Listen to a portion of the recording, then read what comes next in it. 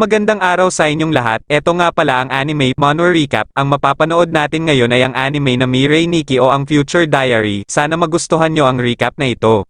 Si Yuki ay isang introvert na gumugugol ng kanyang oras sa pagte-text, paglalaro ng darts, at pakikipag-usap sa kanyang haka-haka na kaibigan, si Deus Ex Machina, ang Diyos ng oras at espasyo. Isang umaga, natuklasan niyang napuno na ang kanyang diary para sa araw na iyon at ang mga pangyayaring isinalaysay sa diary ay nagsimulang magkatotoo.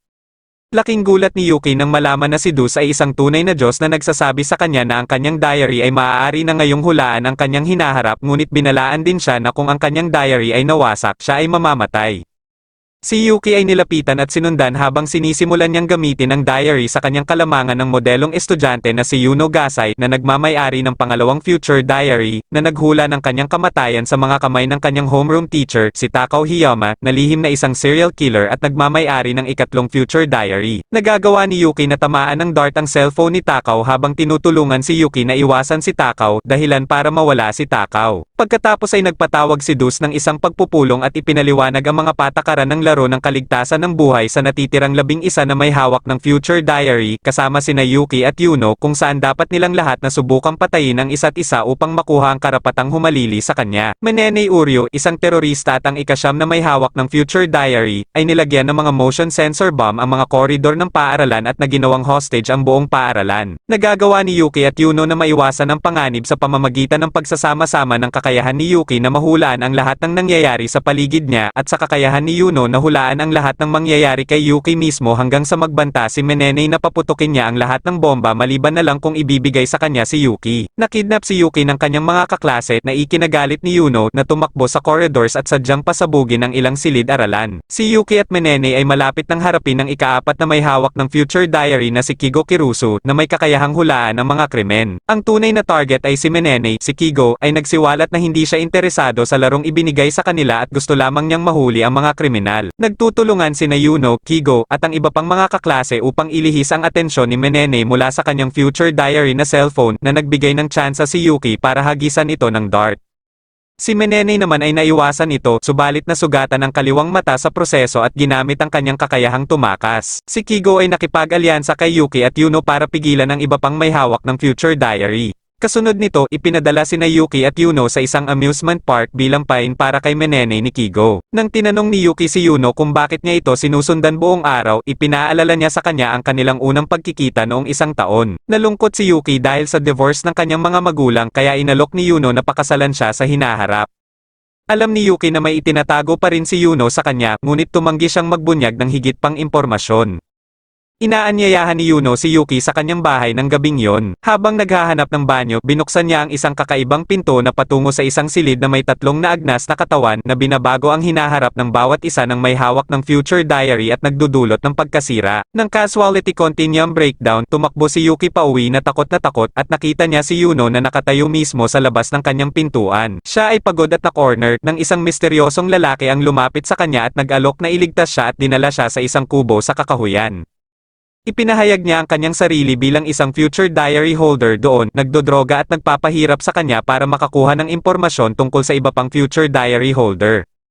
Hindi masabi ni Yuki kahit kanino ang tungkol sa mga bangkay na natuklasan niya sa bahay ni Yuno dahil natatakot siyang matuklasan ni Yuno ang impormasyon sa pamamagitan ng kanyang Future Diary. Sina Yuki, Yuno, at Kigo ay pumunta sa Uncuticle kinabukasan kung saan nakakulong si Menenei sa ilalim ng lupa. Si Tsubaki Kasagano, ang pinuno ng kulto at ang ika-6 na may hawak ng Future Diary na may kakayahang makita kung ano ang nakikita ng kanyang mga tagasunod sa isang scroll, ay hinuhulaan ang kanyang sariling kamatayan sa pagtatapos ng araw. Si Sebeki ay nag-aalok kay Yuki ng pagkakataong makasama siya magdamag, kapalit ng pag-abot kay Menenei na malugod niyang tinanggap na ikinalungkot ni Yuno. Ang mga tagasunod ni Sebeki ay nasa ilalim ng kontrol ng isip ni Yamotsuhara Asaka, ang ika-12 na may hawak ng Future Diary, isang bulag at baliw na lalaki na nakasuot ng malaking maskarang may isang mata na nakahuli kay Menenei at nilapitan sina Yuki, Yuno, at Tsubaki. Sa gabi, nagsimula si Yuno na paghak sa mga tagasunod gamit ang isang palakol at binibigyan si Yuki ng pagpipilian kung saan siya sasali o mamatay. Si Tsubaki ay naging priestess ng Uncuticle matapos linlangin ng kanyang mga magulang ang mga tao tungkol sa kanyang clairvoyance, ngunit siya ay ginahasa ng mga lalaking tagasunod pagkatapos mamatay ang kanyang mga magulang sa isang aksidente sa sasakyan, at nawala ang kanyang bola na dating pag-aari ng kanyang ina at tinulungan siyang panatilihin ang kanyang katinoan.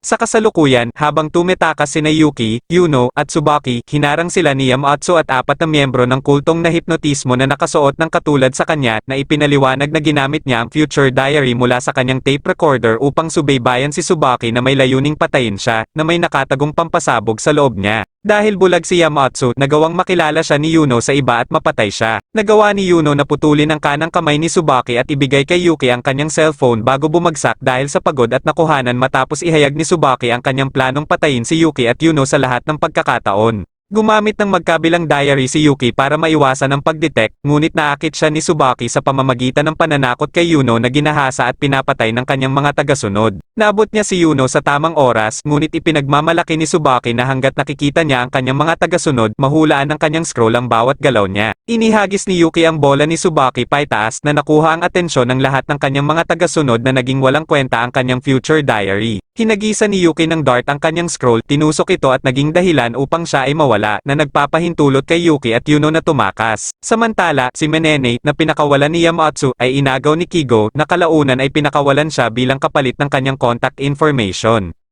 Pumasok si Yuno sa bahay ni Yuki na may layuning ipakilala ang kanyang sarili sa kanyang ina, si Rhea Amano, na pauwi na mula sa trabaho bilang programmer ng video game sa ibang bansa. Sa kabila ng pagsisikap ni Yuki, nagkita sina Rhea at Yuno, nagsalo ng masarap na pagkain.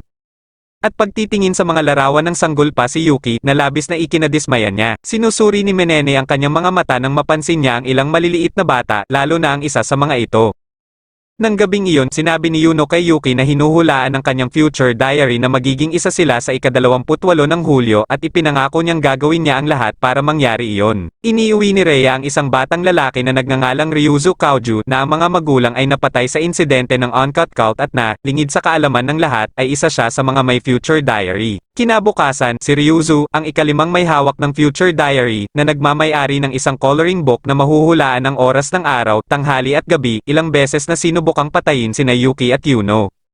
Ngunit pinigilan siya ng dalawa at agad na napagtanto kung sino siya. Masigasig na hinanap ni Yuki ang diary ni Ryuzu, ngunit iginiit ni Yuno na magiging mas mabilis ang pagpatay sa kanya. Si Yuno ay sumuko at nagsimulang habulin si Ryuzu gamit ang martilyo sa paligid ng bahay, na aksidenteng nataman si Rhea sa ulo at natambe siya. Natuklasan ni Yuno na ipinadala ni Ryuzu ang kanyang future diary sa kanyang sarili upang itago ito at inutusan si Yuki na harangin ang paghahatid. Ngunit si Yuki ay nahuli sa isang nerve gas trap na nakatago sa sobre.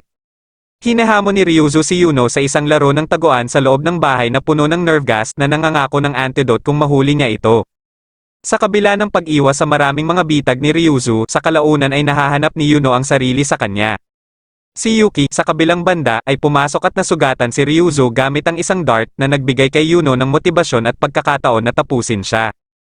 Nahimatay sina Yuki at Yuno bago nila magamit ang antidote, ngunit lumitaw si Menene at iniligtas sila pagkatapos marinig ang tungkol sa sitwasyon mula kay Kigo. Habang lumalayo siya, sinabi niya kay Yuki na kailangan niyang patayin si Yuno sa lalong madaling panahon bago siya maging kanyang pinakamasamang kaaway. Nang tumawag si Dus ng isang pulong para sa 8 nananatiling may hawak ng future diary, si Karyuodo Tsukushima, ang ika-10 na may hawak ng future diary, hinihiling na ilipat sa kanya ang kanyang diary. Lumipat sina Yuki at Yuno sa bagong paaralan 2 linggo pagkatapos mawala si Ryuzu. Habang ang lugar ay kinatatakutan ng sunod-sunod na brutal na pagpaslang, sina Yuki at Yuno, kasama ang mga kaklase ni Yuki na sina Oji, Kasoka, Hanota, Hino, at Mao, pumasok sa isang crime scene pagkatapos ng paaralan. Ang diary ni Yuki ay hinuhulaan na si Hanada ay aatakihin kung siya ay lalabas. Si Yuki at ang iba pa ay sumugod sa eksena kung saan natuklasan nila ang katawan ni Hinata sa harap ng isang grupo ng mga mabangis na aso. Si Aro Akise, isang kakaibang binata, ay lumitaw at pinamunuan ng grupo sa isang malapit na observation tower. Ipinaliwanag ni Aro na siya ay kaklase ni Yuki na tumitingin sa mga kakaibang pangyayari kung saan nasangkot si Yuki. Sa kabila ng mga hinala ni Yuno, nagpasya si Yuki na ihayag ang pagkakaroon ng kanyang future diary upang maprotektahan ang grupo mula sa mga aso. Pagkatapos tumakas ng mga aso, kinuha ni Mao ang future diary ni Yuki gamit ang isang kutsilyo at ibinigay ito kay Hinata, na buhay pa. Nang matuklasan ni Hinata na isa siyang future diary holder, ibinunyag niya na ang tunay niyang target ay si Aro, na pinaghihinalaan niyang magiging diary holder sa hinaharap. Natanggap ni Hinata ang kanyang future diary, na nagbigay sa kanya ng kakayahang mag-utos ng mga aso mula sa kanyang ama ng breeder ng aso, si Karyuodo, na gustong alisin niya si Aro. Hinamon ni Aro si Hinata na hulaan kung saang kamay niya tinatago ang barya. Sa kasalukuyan, kasama ang kanyang future diary bilang premyo, natalo si Hinata sa kabila ng paggamit ng future diary ni Yuki at napilitang palayain si Yuki. Sa kabilang banda, kinikilala ni Yuno na si Aro ay hindi isang future diary holder. Sa halip, umaasa sa bluff at pagmamasid, si Aro ay nagmumungkahi ng isa pang round ng kanyang laro, sa pagkakataong ito ay kinasasangkutan ng diary ni Yuki. Tama ang hula niya sa pagkakataong ito dahil hinuhulaan ng diary ni Yuki kung ano ang tanging nakikita ni Yuki. Ang future diary ni Yuki ay sinisira ni Mao, ngunit sinaktan siya ni Yuno. Ginagamit ni Hinata ang kanyang future diary upang ipadala ang grupo ng mga aso kila Yuki, Yuno, Aro, at Kasaka habang sila ay umalis sa parke.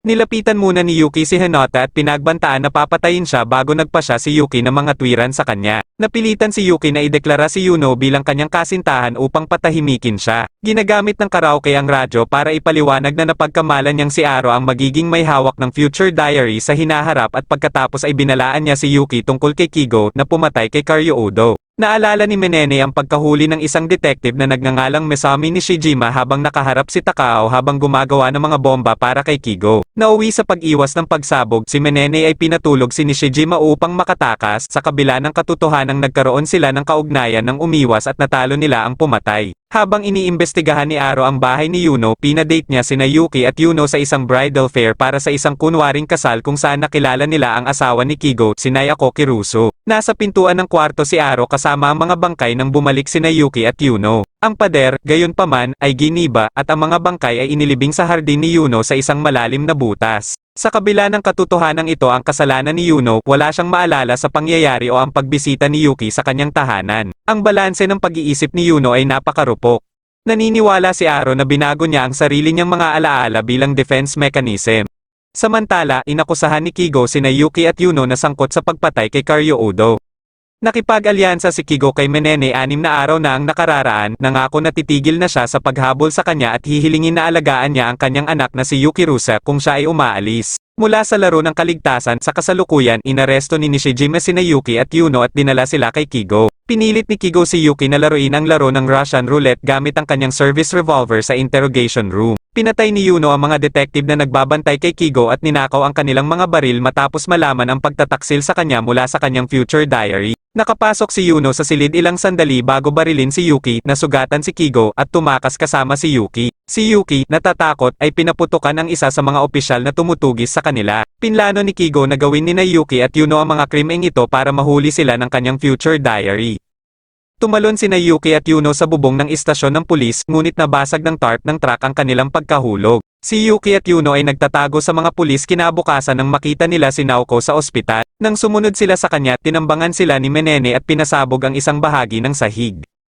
Sinamahan ni Menene si Yuki para mahila silang dalawa ni Yuno sa ligtas na lugar matapos aksidenteng naging sanhi ng pagbagsak ni Yuki ang mas maraming sahig na nagdulot ng galit ni Kigo sa proseso. Dinala ni Menene sina Yuki at Yuno sa silid kung saan naroon ang naghihingalong anak at asawa ni Kigo dahil hinuhulaan ang kanilang pagkamatay sa lahat ng tatlong future diary. Sa pagpapaligid ng mga pulis sa ospital, inagaw ni Menene si Nayako at sinubukan ni Yuno na makipagkasundo kay Kigo.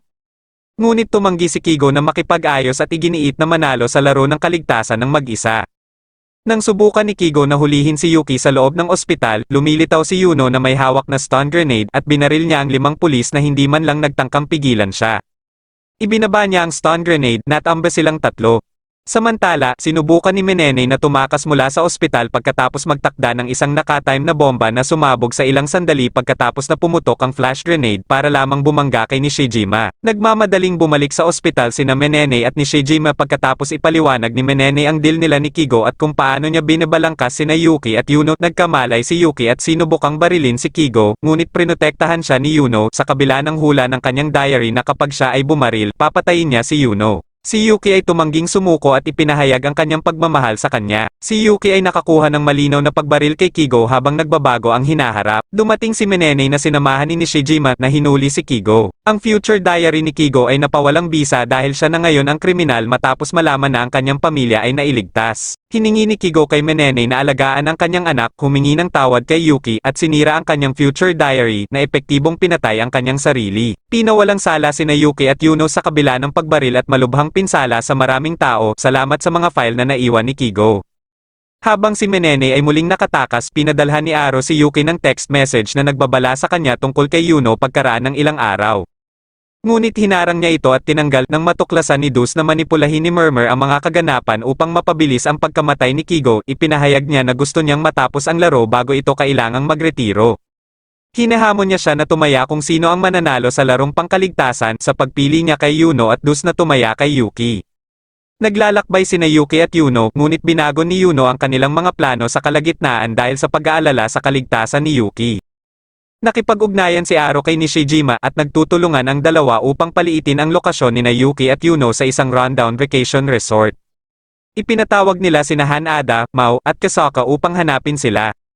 Si Aro at Kasaka ay nahuli sa mga bitag ni Yuno habang naghahanap sila ng mga abandonadong hotel, habang si Hinata ay nalinlang ng isang text message na ipinadala ni Yuno mula sa cellphone ni Yuki. Nang sinubukan ng iba na hanapin si Hinata, sila ay nakulong sa isang silid na nagsimulang mapuno ng mga ito ng gas. Si Yuki ay ipinakitang nakagapos sa isang upuan sa dulo ng episode na may kalugod-lugod na si Yuno na nakaupo sa pagitan ng dalawang bungo sa kanyang damit na panloob habang sinisimulan niya itong pakainin. Hanggang dito muna tayo sa part na ito. Maraming salamat sa panonood ng aking video.